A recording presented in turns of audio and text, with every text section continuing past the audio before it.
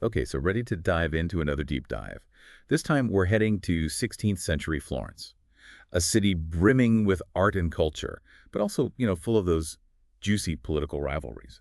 And at the center of it all, we have Alessandro de' Medici, Duke of Florence.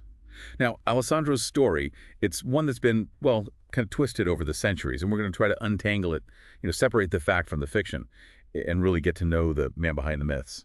Yeah, it really is remarkable how history can sometimes paint someone as a villain for centuries, and then new research emerges, and suddenly the whole picture shifts. That Yeah. seems to be exactly what's happening with Alessandro. Professor Catherine Fletcher's book, The Black Prince of Florence, it's really eye-opening, offering a completely new perspective on this, well, rather controversial figure. So let's dive into the source material you've brought for us today. I'm really curious to trace Alessandro's path, how this man, born illegitimate, possibly of mixed race, managed to navigate the, let's face it, very treacherous waters of Renaissance politics Yeah. and ultimately become Duke. What were the circumstances surrounding his rise to power? It's pretty unlikely. Right. Well, we have to keep in mind that the Medici family, despite all their wealth and influence, Mm. they actually faced a bit of a succession crisis in the early 1500s. I mean, they had produced two popes, but the main line of the family, they were struggling to produce a suitable male heir, someone to really secure their control over Florence. Oh, so that's where Alessandro comes in. But wait, if he was illegitimate, wouldn't that have made it almost impossible for him to claim the dukedom? I mean, what exactly did illegitimate mean back then? What were the implications? Well, in Renaissance Italy, legitimacy was everything. It determined inheritance, claims to power, really your entire social standing. An illegitimate child, someone born out of wedlock, they faced significant legal and social disadvantages. It really threw a wrench into the whole concept of dynastic succession, which of course was something the Medici were very keen on maintaining. So Alessandro's birth circumstances, yeah, they made his path to power anything but smooth. So how on earth did he manage to overcome these obstacles? There were a few key factors at play. First, you have the internal politics within the Medici family itself. Alessandro had an older cousin, Ippolito, who was initially the favorite to take over. But Pope Clement VII himself, a Medici, of course, he decided to make Ippolito a cardinal. Ah, clever move. Exactly. And this move effectively removed Ippolito from the line of succession for Florence. So it sounds like Alessandro was in the right place at the right time. But was it just luck? Or was there something more to it? Luck certainly played a part, but Alessandro also had powerful allies. Most notably, the Holy Roman Emperor, Charles V. Charles saw Alessandro as a valuable pawn in his own game of European domination. Interesting. Yeah, he even arranged for Alessandro to marry his own illegitimate daughter, Margaret of Austria. Wow, that's quite the strategic marriage. How did that impact Alessandro's position? It was a huge boost to his legitimacy, marrying into the Habsburg dynasty, one of the most powerful families in all of Europe. It solidified Alessandro's position and gave him a crucial ally in Charles V. It sent a clear message to the Florentine elite and all those potential rivals that Alessandro was a force to be reckoned with and he was here to stay. So he had the backing of a powerful emperor, a strategically arranged marriage. But what about the people of Florence? Were they receptive to Alessandro's rule? Did they accept him? That's where things get really interesting. Fletcher argues that despite the whispers about his illegitimacy and, his potential mixed-race heritage, Alessandro actually tried to present himself as a man of the people. He invested in public works, made sure there was a steady food supply. He even revived those popular festivals like the Palio horse race. It sounds like he was working hard to create a positive image, build a base of support among the people. Did it work? Did he succeed? To a certain extent, yes. Fletcher describes a really complex dynamic. Alessandro was both feared and respected. He was seen as a strong leader, someone who could maintain order in what was, let's be honest, a very volatile city-state. But he was also seen as someone who understood the needs of ordinary people, someone who might actually care about them. He was constantly trying to strike a balance between his own desire for control and his awareness of the importance of public approval. That must have been a tough balancing act, especially considering all the political intrigue and the threats he constantly faced. Are there any specific incidents that highlight this tension, this constant struggle? Well, there's the assassination of his cousin, Ippolito. It's a dark chapter in Alessandro's story, and one that's definitely contributed to his negative portrayal as a tyrant over the centuries. I can imagine that's a tough event to explain away. How does Fletcher address this in her book? Fletcher doesn't shy away from it. She acknowledges that it was a ruthless act, but she encourages us to look at it in context. Ippolito had made multiple attempts to overthrow Alessandro. He even plotted to have him killed. In those days, political survival often meant taking extreme measures. Violence was, unfortunately, a common tool. Yeah, it's a chilling reminder of how precarious power was in Renaissance Italy. To have your own family plotting against you like that. Wow. Exactly. And it wasn't just Ippolito. Alessandro was acutely aware of the dangers around him. He even wore chainmail under his clothes for protection. It really speaks volumes about the atmosphere of paranoia and suspicion that he lived in.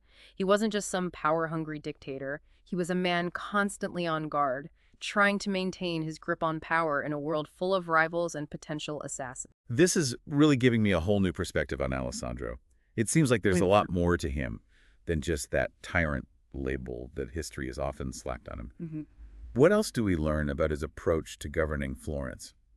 Did he implement any specific policies or reforms that stand out? Well, in addition to the public works and the festivals we talked about, there are accounts of him personally intervening in legal cases to make sure ordinary citizens were getting justice.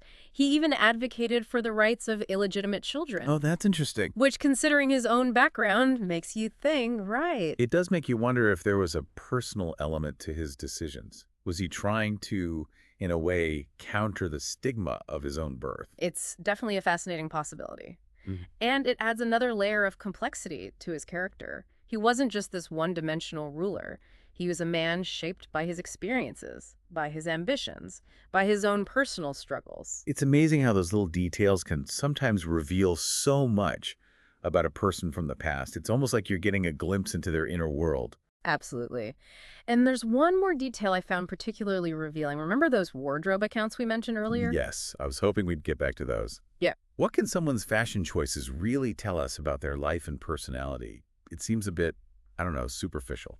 Well, in Alessandro's case, those accounts actually reveal quite a bit about his anxieties. He repeatedly ordered doublets lined with chainmail, even for everyday wear. It seems the fear of assassination was a constant companion. Wow, that's a sobering thought. It makes you realize that even with all the power and prestige that came with being Duke, Right. Alessandro was still living under immense pressure and fear. It really humanizes him in a way that a lot of the traditional historical narratives just failed to do. Exactly. And it's these humanizing details, Mhm. the glimpses into his personality and his fears, that make Alessandro's stories so compelling. We're not just talking about some distant historical figure here. We're talking about a man who lived, who loved, who feared, and who ultimately met a very tragic end. And speaking of that tragic end, we've talked about his rise to power, his rule as Duke, but we haven't yet delved into the circumstances surrounding his assassination. That's right. It's the event that ultimately sealed his fate and shaped how history would remember him. And it's a story full of twists and turns, shrouded in political intrigue and personal betrayal. I'm definitely ready to hear more about this pivotal moment in Alessandro's life. It sounds like there's a lot to unpack there, especially considering how much it influenced his legacy. Who was behind this assassination, and what were their motives? Well, it was Alessandro's own cousin, Lorenzino, who orchestrated the murder. He claimed he wanted to restore the Florentine Republic, free the city from Alessandro's tyrannical rule. Interesting. But the truth, as always, is a bit more complicated than that. Intriguing. So what were Lorenzino's true motives? And how did this assassination ultimately shape Alessandro's legacy? I'm eager to explore these questions further. Lorenzino's motives were really a mix of things: political ambition and, of course, personal vendetta. While he presented this whole idea of wanting to restore the Republic, acting for the good of Florence, it seems pretty clear that personal grievances played a significant role in his decision to kill Alessandro. Okay, so what kind of personal grievances are we talking about here? Was there some, I don't know, bad blood between these two cousins? There were a lot of issues between them: financial disputes, power struggles within the family, even whispers of jealousy and resentment. Lorenzino, he felt overshadowed by Alessandro, both politically and socially. Some historians believe Lorenzino saw Alessandro's success as a personal attack, almost. It's like a Shakespearean drama unfolding right before our eyes. Ambition, betrayal, murder, all within one of the most powerful families in Italy. It does have all those elements, doesn't it? Yeah. And the irony is, Lorenzino's actions, instead of bringing back the Republic like he claimed he wanted, actually paved the way for even stronger Medici rule, under Cosimo Mediolanum. Wow, talk about unintended consequences. So, Lorenzino, thinking he was this champion of freedom, Right? actually ended up solidifying the Medici grip on power. How did that impact Alessandro's legacy? I mean, how is he remembered after all of this? Well, Lorenzino was pretty clever. He very deliberately crafted a narrative, one that painted him as the hero and Alessandro as the tyrant who deserved his fate. This very self-serving account, Yeah. combined with all the existing anxieties about Alessandro's illegitimacy and possibly mixed race heritage, it really had a huge impact on how history would remember Alessandro. It's incredible how much power a single narrative can hold, Yeah. even centuries after the events. Makes you wonder how many other historical figures have been misrepresented or misunderstood because of the way their stories were told. Absolutely. It's one of the biggest challenges for historians, Hmm. trying to sift through layers of interpretation, potential biases, and often outright propaganda to try to get even a glimpse of the truth. It's like peeling back layers of an onion. And speaking of piecing together clues, you mentioned earlier that the loss of Alessandro's governmental archive is a major obstacle to understanding his rule. What kind of information are we missing out on because of that? What's gone? Oh, a treasure trove, I'm sure. Official documents, letters, decrees, all those records that would have given us a much clearer picture of his day-to-day governance, his policies, how he interacted with advisors, even his thoughts and motivations. Sadly, it's all lost. That must be incredibly frustrating for historians trying to get a complete picture of his life and rule.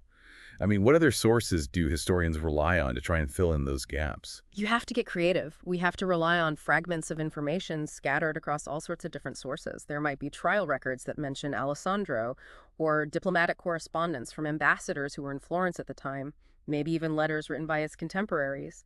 Or, like we said, those wardrobe accounts. Each little piece adds to the puzzle, helps to build a more nuanced and complete understanding of his world. It sounds like a fascinating, if challenging process, a real historical detective story, Hmm. like you said before.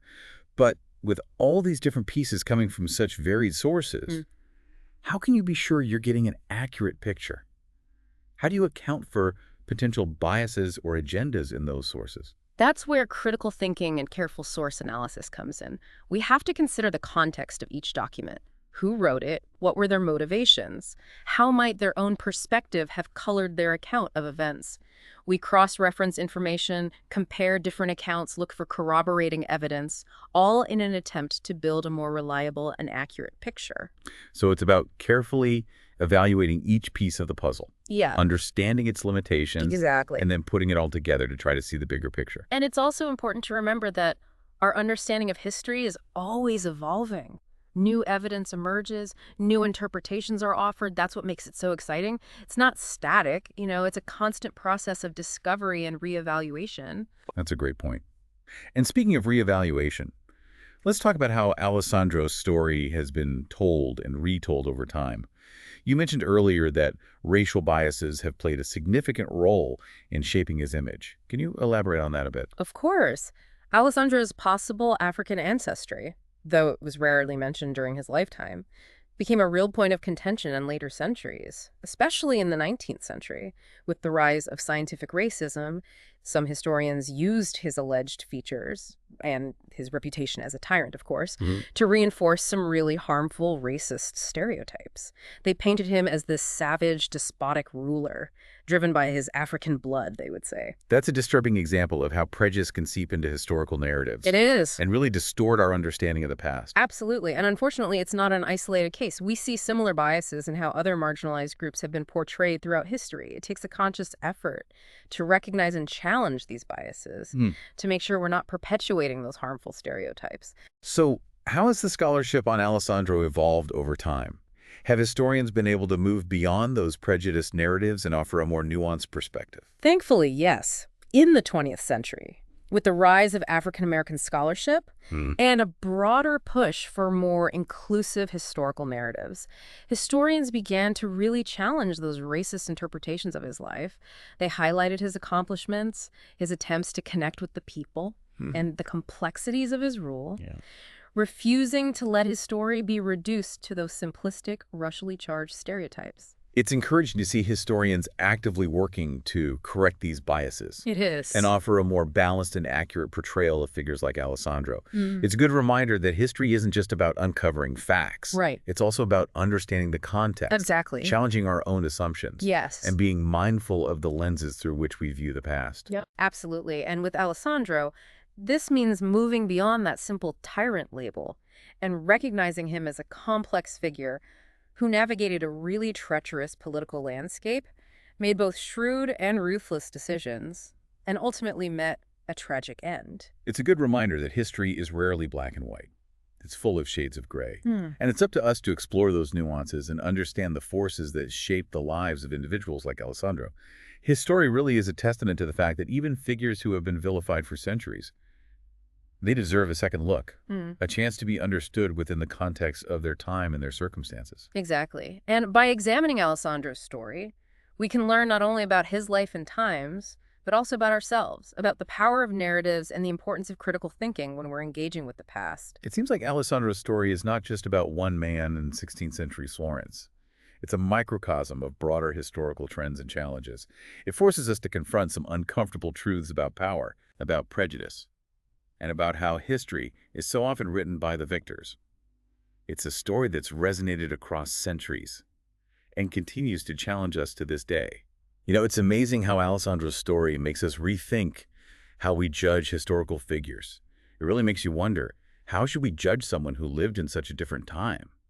How do we even begin to approach that? Well, that's the big question, isn't it? It's the question historians are always grappling with, how to balance the context of their times with our own modern perspectives. It's easy to just apply our values and morals to the past, but is that really fair? I see what you mean. We can't really hold Alessandro to the same standards we might expect of a leader today, can we? Exactly. Back then, violence was just part of politics, it seems. Assassinations, power grabs, all these rivalries. It was a completely different world. Right. And to really understand Alessandro, we need to try to step back into that world. 16th century Florence. A world where power was so uncertain, alliances were constantly shifting, and survival often meant resorting to some pretty extreme measures.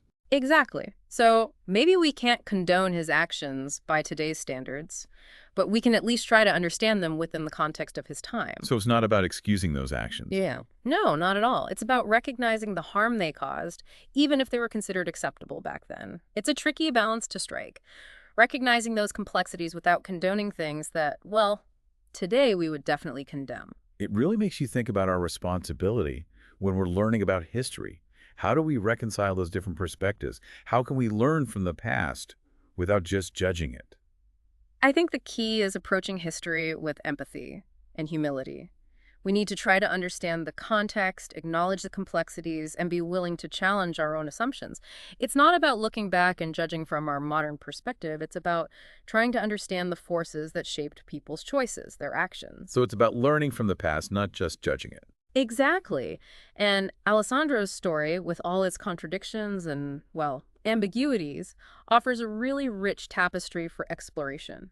It teaches us about the nature of power, the impact of prejudice, how historical narratives are constructed, and sometimes even manipulated. We've certainly uncovered a lot in our deep dive today. Right. Alessandro's rise, his rule, that shocking assassination, his complex and often misunderstood legacy. It's a story full of twists and turns, that's for sure. And it all comes back to that core idea, the importance of critical thinking when we're looking at history. We need to question the narratives, examine the sources, consider different perspectives. It's like we're being trained to be historical detectives, gathering the evidence, sifting through the biases, and then trying to piece together the story as best we can. Exactly. And be open to the idea that our understanding might change as new evidence comes to light, as new interpretations are presented. It's a good reminder that history is always evolving, and so is our understanding of it. Alessandro's story isn't just about one man in 16th century Florence. It's a window into a fascinating and often turbulent period. If this deep dive has piqued your interest, I highly recommend checking out Professor Catherine Fletcher's book, The Black Prince of Florence. It's a really captivating read, and it will definitely make you think about the Italian Renaissance and just how complex interpreting history can be. Absolutely. And remember, history is full of these fascinating figures and stories just waiting to be discovered. So keep exploring, keep asking questions, and keep diving deep into the past. See you next time.